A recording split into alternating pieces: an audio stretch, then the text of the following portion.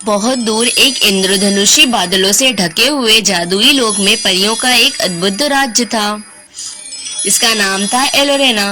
यहाँ की हर चीज में चमक थी, फूल बोलते थे, पत्तियां गुनगुनाती थी और जादुई हवा संगीत बजाती थी। इस राज्य की शासिका थी रानी सेलिस्टा। इन्हें सब प्यार से फेरी क्वीन कहते थे। रानी सेलिस्टा कोई साधारण परी नहीं थी। उनका दिल हर जीव जंतु के लिए प्रेम से भरा हुआ था और उनकी जादुई शक्तियां चांदनी से भी कोमल थी। उनके राज्य में हर साल उनका जन्मदिन एक बहुत ही भव्य और जादुई उत्सव के रूप में मनाया जाता था, लेकिन इस साल कुछ अलग होने वाला था। जन्मदिन वाली सुबह पूरा परीलोक एक विशेष चमक में डूबा हुआ था। आसमान गुलाबी और सुनहरा हो गया था।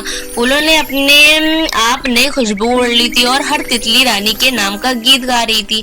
लेकिन रानी सेलिस्टा इस बार चुप थी। उनके मन में हल्की उदासी थी। इतने वर्षों से हर जन्मदिन एक जैसा लगता है। उन्होंने अपनी प्रिय सखी ल्यूमिना से कहा, क्या इस बार कुछ सच में खास होगा? ल्यूमिना मुस्कुराई, रानी, इस बार का जश्न सबसे अलग होगा। मैंने परीलोक की सारी परियों और प्राणियों से मिलकर कुछ जादुई योजना बनाई है, बस थोड़ा धैर्य रखिए। रानी के जन्मदिन की तैयारियां जोरों पर थी, लेकिन परीलोक के गहरे नीले जंगल में कुछ रहस्यमयी हलचल थी। वहां रहता था एक बूढ़ा जादूगर मिस्टर। वर्षों से पहले वो परीलोक से निष्कासित हो गया था क्योंकि वो अपने काले जादू से शक्तिशाली बनना चाहता था। अगर रानी का जादुई मोती मुझे मिल जाए, मिस्टर ने सोचा, तो फिर मैं फिर से परीलोक पर राज कर सकूंगा। उसने एक अदृश्य जादू बुनना शुरू किया, जिससे जन्मदिन की रात आकाश से गिरने वाली रोशनी जो रानी को शक्ति देती थी चुरा ली। शाम होते होते परीलोक की हवाएं संगीत में बदल गईं। चमकती तितलियां और परी पंखों की छांव में पूरा महल दुल्हन की तरह सजा था। परियों का बैंड गुलाबों से बना वाद्ययंत्र बजा रहा था। नदियों ने मोतियों की लहरें भेजी और पक्षियों ने आसमान में हैप्पी बर्थडे क्वीन कैलिस्टा लिखा। रानी ने एक सुनहरा सिंहासन पर बैठाया गया और हर कोना उनकी मुस्कुराहट से रोशन हो गया। उन्हें तोहफों में चांद की किरणें, जादुई इत्र और बोलते फूल मिले। पर तभी आसमान की चांदनी फीकी पड़ने लगी।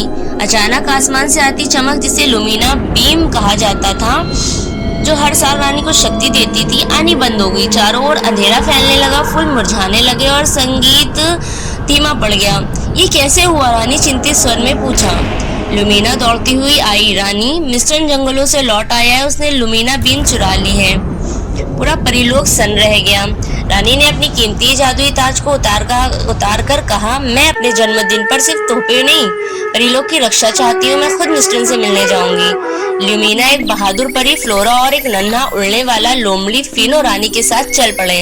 रास्ता कठिन था, कांटों वाले पेड़, जादुई भूल-भुलैया और डरावनी गुफाएं, लेकिन रानी की हिम्मत कभी कम नहीं हुई। आखिरकार वे मिस्टर की काली गुफा तक पहुंच गए।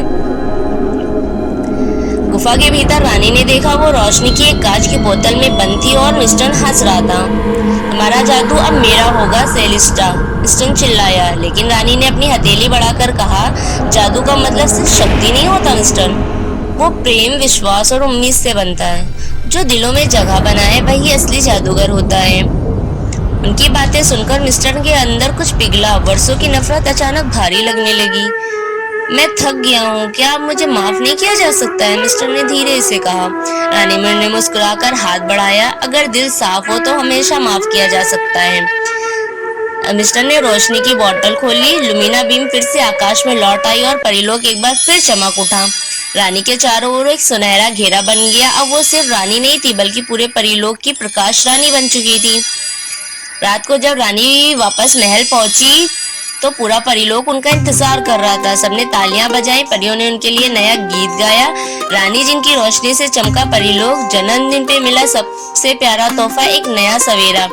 रानी सेलिस्टा ने सबको गले लगाया और कहा, मैं सबसे खास तोहफा लेकर लौटी हूँ, क्षमा और प्रेम का जादू, यही असली शक्ति है। और फिर आसमान से चांद की किरणों ने रंग बिखेरे, जैसे खुद सितारे भी रानी का जन्मदिन मना रहे। सो फ्रेंड्स, अगर आपको मेरी वीडियो या स्टोरी पसंद आई हो तो आप मेरे चैनल को जरूर सब्सक्राइब कर ले और बेल आइकन दबाना बिल्कुल भी ना भूलें और मेरी वीडियो को लाइक, कमेंट, शेयर कर दीजिए। मिलते हैं इसी तरह की नेक्स्ट वीडियो में।